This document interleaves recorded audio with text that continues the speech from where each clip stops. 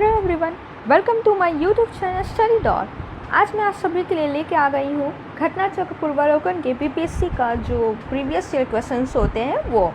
जैसे कि आप जानते हैं कि नोटिफिकेशन कुछ दिन में आ ही जाएगा, तो अब तक आपने बुक्स वगैरह पढ़ ली होंगे, तो एक रिविज़न के लिए घटना चक्र बहुत बेहतर होता है, बहुत अच्छा साबित होता है एग्ज़ाम टाइम में।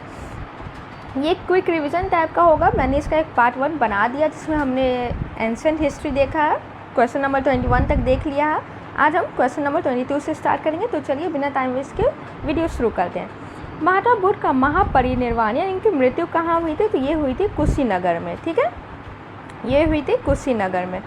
महात्मा बुद्ध ने अपना पहला उपदेश कहाँ दिया था? तो ये दिया था आपका सारनाथ में। हम एक्सप्लेनेशन भी देखते हुए चलेंगे ताकि अगर इससे रिलेटेड कोई क्वेश्चन आए तो हमारा छूटे नहीं। उसके पश्चात वे बौद्ध धर्म के प्रचार के लिए कपिलवस्तु गए थे, राजगृह, वैशाली तथा कोसर राज्य।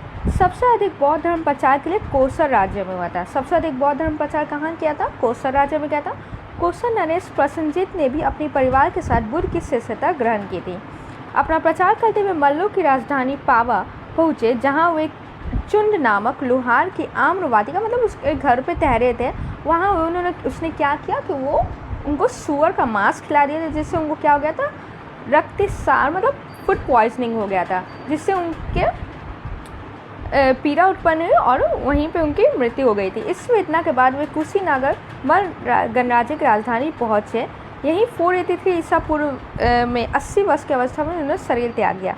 बौद्ध ग्रंथों में इसे महापरिनिर्वाण कहते हैं। ठीक है। त्रिपिटक किसकी धार्मिक पुस्तक है? तो ये आपके बौद्धों की है। ठीक है।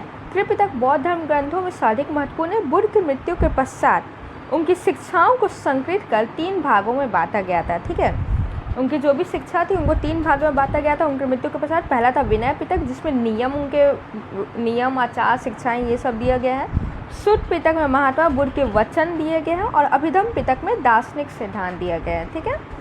नेक्स्ट देखते हैं त्रिरत्न या 3 रत्न जैसे सटीक ज्ञान, सच्ची आस्था और सटीक क्रिया निम्न से किससे संबंधित है?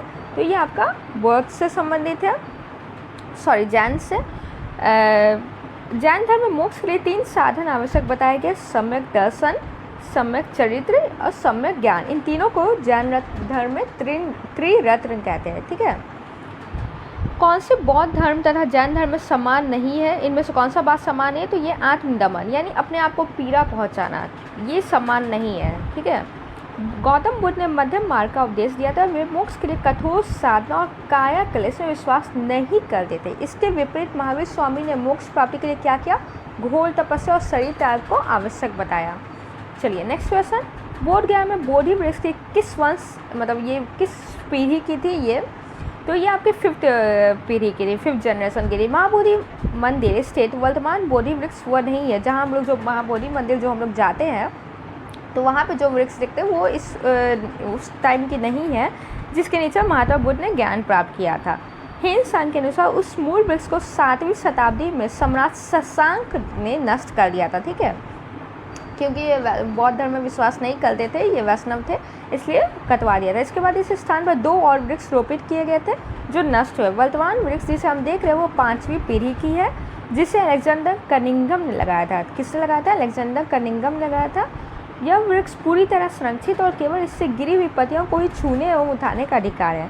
एक अन्य तथ्य के अनुसार यह वृक्ष क्रमशः 2 बार सम्राट अशोक, 1 बार पुष्यमित्र शुंग और 1 बार पूर्व वर्मा तथा अंत में कनिंघम द्वारा लगाया गया। अंत में यह 6वीं पीढ़ी का वृक्ष है। अतः यह 6वीं पीढ़ी का वृक्ष है।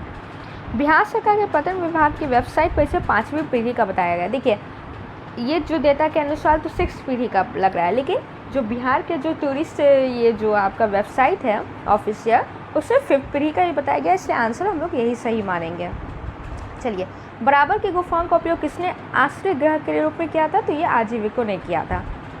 मौर्य युग में पर्वत गुफाओं को काट कर निवास स्थान बनाने का कला को पूर्ण विकास हुआ था। अशोक तथा उसके पौत्र उनके पोता दशरथ के समय में बराबर और नागार्जुन पहाड़ियों को काट कर आजीविकों के लिए आवास बनाया गया था। अशोक के समय बराबर पहाड़ियों की गुफाओं में सुदामा की गुफा, कर्ण चौपाल नामक गुफा सुप्रसिद्ध है। ये 2 गुफा बहुत प्रसिद्ध है, सुदामा की गुफा और कर्ण चौपाल, नाम याद रखिएगा। Next question. आजीवक संप्रदाय के संस्थापक थे, ये थे मखलीपुत्र गोसाल, मखली गोसाल, ठीक है।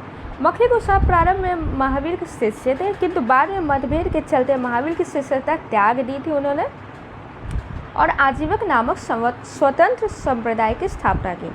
इनका मत नियतिवादी था।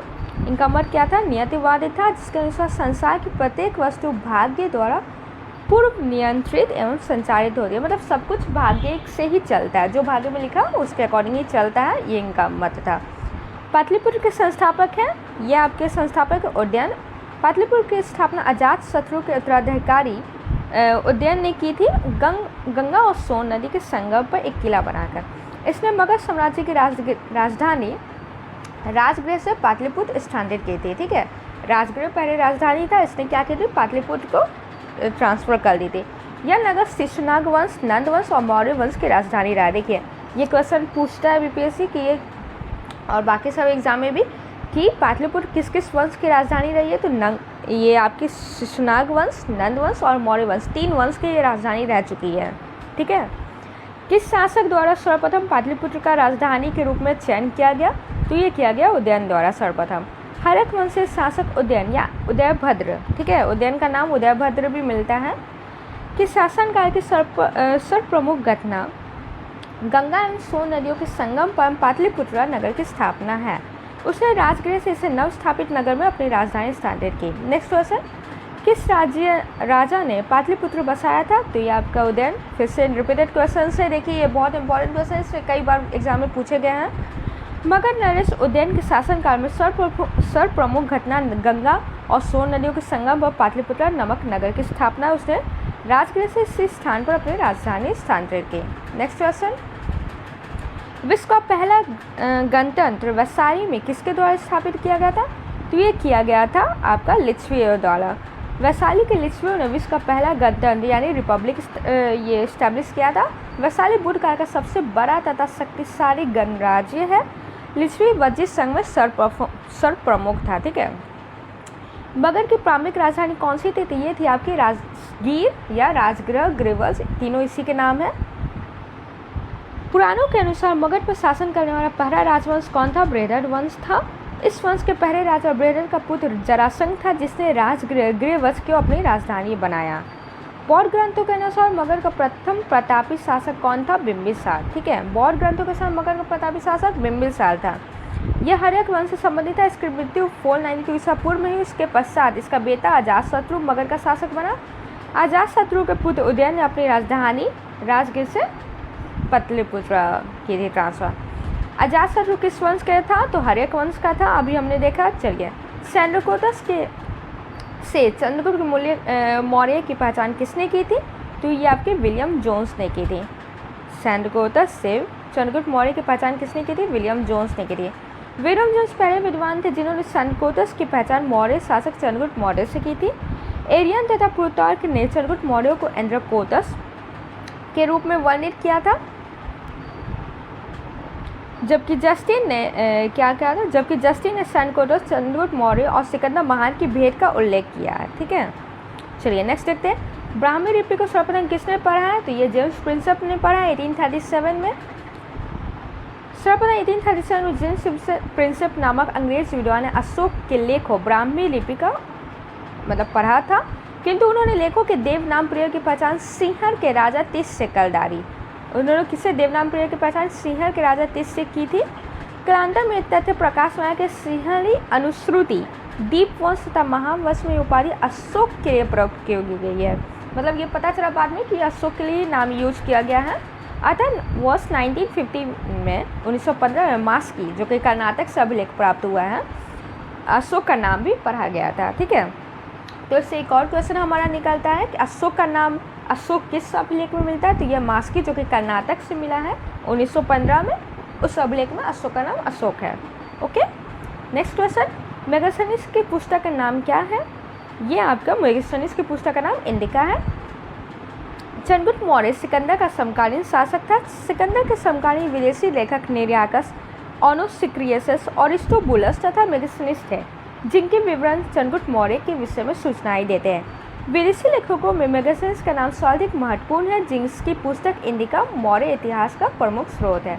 ओके, नेक्स्ट क्वेश्चन आज हम लोग 40 तक ही देखेंगे, 10-10, 20-20 करके क्वेश्चन देखेंगे, डेली देखेंगे, जरूर आराम से ख़त्म हो जाएगा, ठीक है, अभी टाइम है। और जिससे वीडियो लंबा भी नहीं होगा, आपको भी देखने में इजी रहेगा और रिवीजन करने में। इंडिका के लेखक कौन थे? तो इंडिका के लेखक मेगास्थनीज थे, अभी हमने देखा। ओके, इसमें देखिए ये आपका पाटलिपुत्र नगर प्रशासन के बारे में इसमें जानकारी मिलता है, जिसमें 30 सदस्यों की विभिन्न समितियाँ थी, इसकी कुल 6 समितियाँ थी, ठीक है। 30 सदस्यों की समिति थी ना, तो टोटल कितनी थी समिति? 6 समिति थी, जिसमें हर में 5 सदस्य होते थे। समिति का कार्य बिक्री कर वसूल करना होता था, टैक्स वगैरह, ठीक है। बिक्री कर मूल्य का 10वें भाग के रूप में वसूल किया जाता था, ठीक है, 1/10। करों की चोरी करने वाले को मृत्युदंड दिया जाता था, जो टैक्स चोरी करते थे उन्हें मृत्युदंड मिलता था। मेगास्थनीज दूत था, किसका था? तो ये सेलेकोस निकेटर का दूत था। नेक्स्ट देखते हैं, मेगास्थनीज सेलेकोस निकेटर द्वारा चंद्रगुप्त मौर्य की राज्यसभा में भेजा गया यूनानी राजदूत था, ठीक है, यूनानी आपका ग्रीस वगैरह।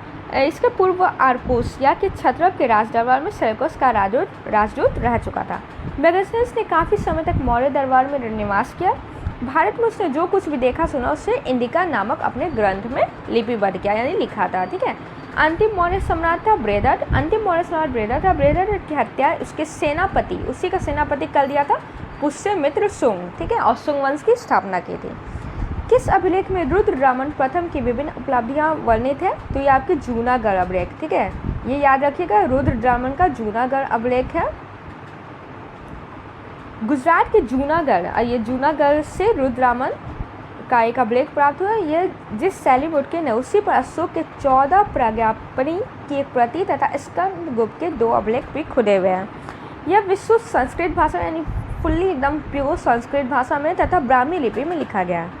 इसमें रुद्ररामन को वंशावली, विजयों, शासन, व्यक्तित्व आदि पर सुंदर प्रकाश डाला। यह अभिलेख अब तक प्राप्त संस्कृत अभिलेखों में सर्वाधिक प्राचीन है। नेक्स्ट क्वेश्चन देखते हैं, निम्नलिखित राजाओं में किसका जैन धर्म के प्रति भारी झुकाव था? तो ये था खारवेर का। खारवेर का आपका था